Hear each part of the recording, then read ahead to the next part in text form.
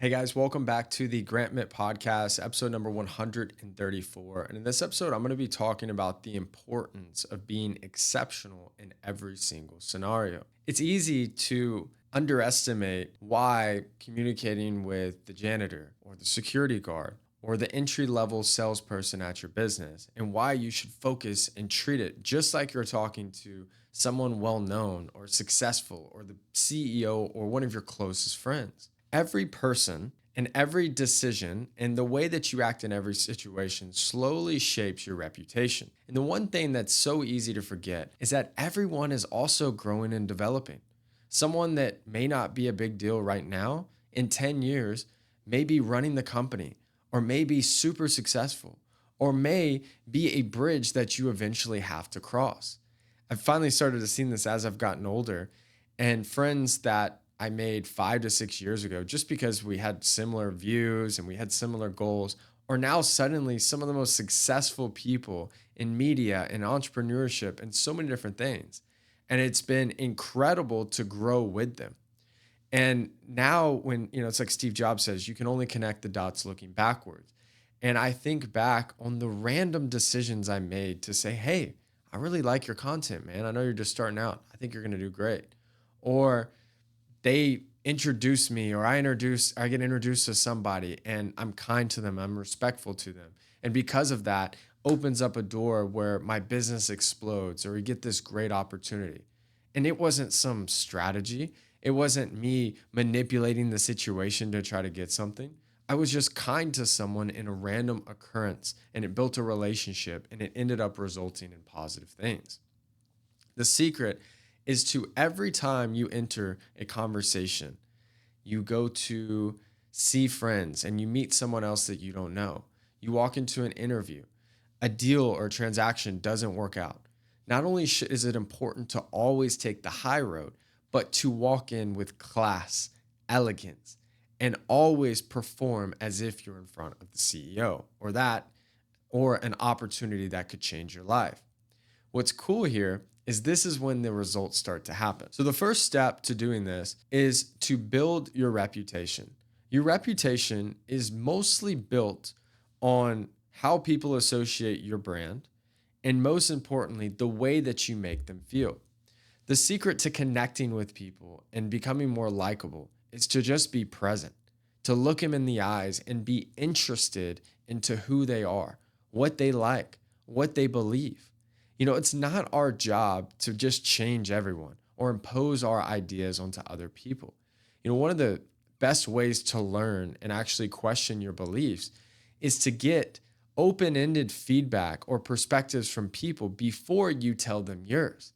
If you tell them your perspectives and your beliefs, they're likely going to change theirs or tell you a skewed version of theirs because they don't want to be judged. They may feel like they're wrong, and you don't get to get an authentic feedback or response to what they actually feel.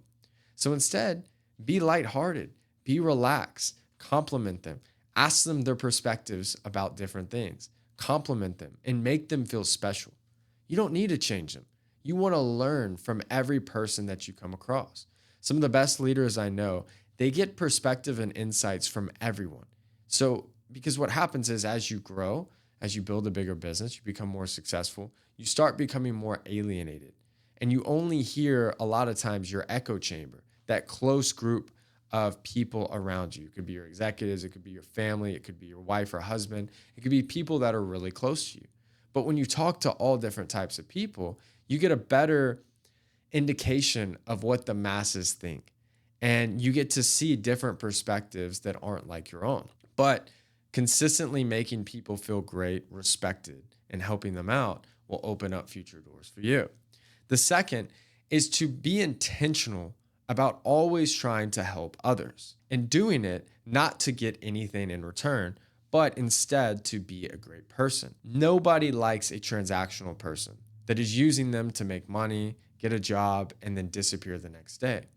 What's cool and a thing that you can do is that if you hear about an opportunity and you're like, man, my one friend, John, would be amazing for this. Be like, I don't know if it'd work out, but would you mind if I connect you guys and see if it works?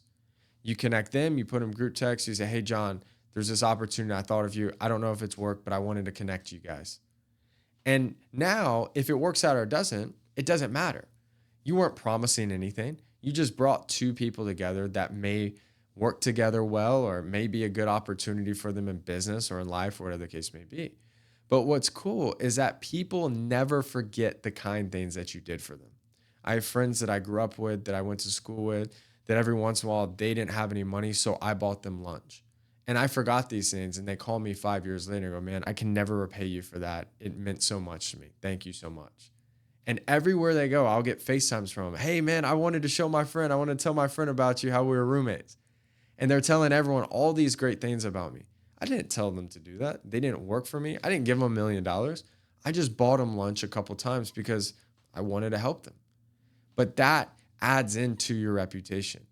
And what's interesting is you never know how a door will open or close. And it's often not from this strong referral, but they could be walking in and they could ask the security guard, hey, what do you think about this person? Total asshole. Don't hire him. And then suddenly they don't hire you and you don't know why. Or maybe, they say an incredible thing and then they end up making the decision and you don't even remember that that's why that happened. That's why always treating people with respect and not being transactional will open up so many incredible doors. Third, eliminate all evil or negative speech. Essentially, make it a rule to never talk bad about others. It's addictive to gossip.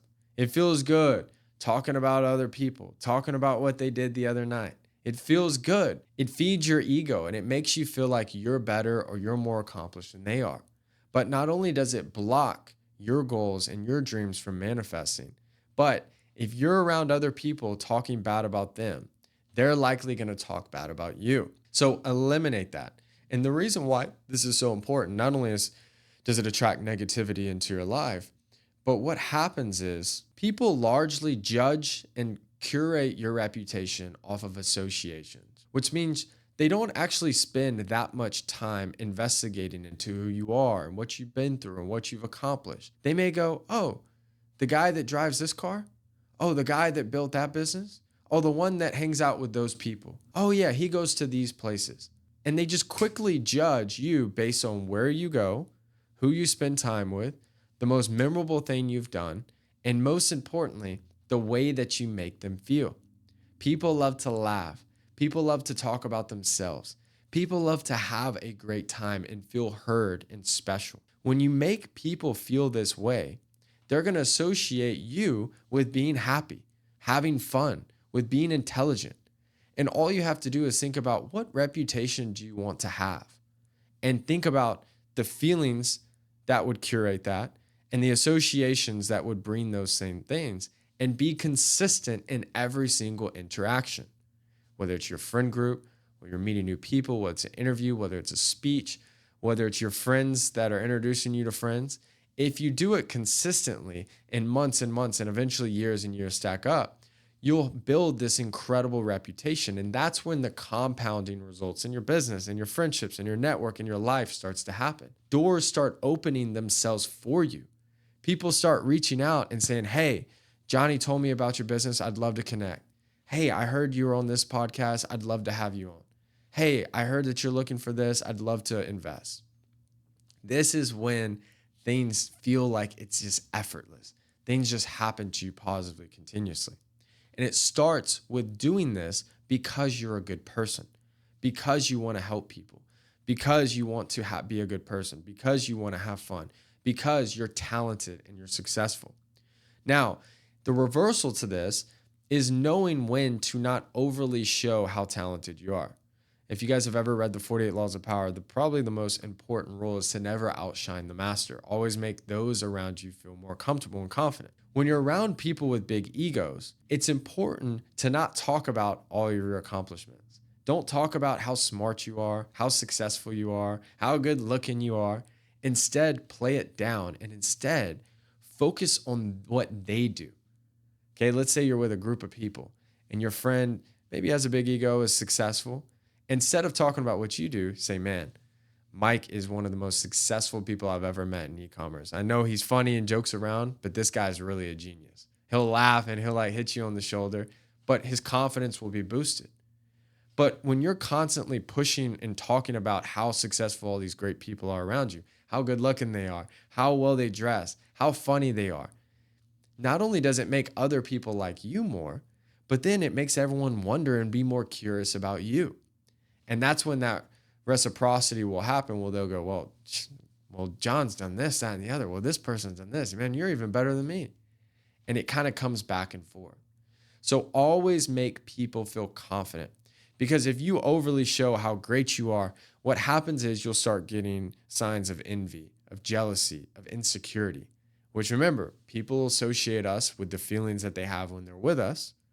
And then the next best thing that they can do to protect their job, protect their ego, or make people like them more is to not invite you, to not give you the opportunity, to not connect you with that person because they don't want you to get bigger. But if every time they're around you, they feel great, they get opportunities, you send them opportunities, you show them love, you support them, naturally that will come back to you tenfold. I can think of so many times, I've told many stories before.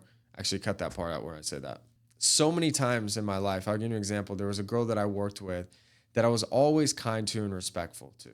I never did anything crazy. I didn't buy her anything. I didn't even connect her with anyone. I was just simply respectful, and I performed at the highest level. But when I started my business, I needed a connection to get into this specific company to help install our deals.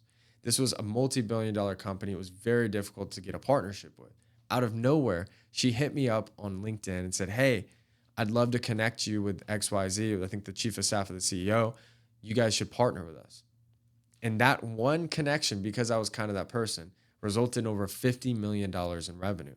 I can also think of friends now that I've introduced and became friends with that I just commented on their video. I said, hey man, I love your content. And they had 10,000 followers, but now they have 10 to 15 million. Not only has it helped grow my brand, but we both have connected each other with billionaires, people that are decamillionaires, and lifelong friends, employees, relationships, and opportunities. And that is just the beginning. You never know who will alter the course of your life. But my message to you is don't look out and see who can help me.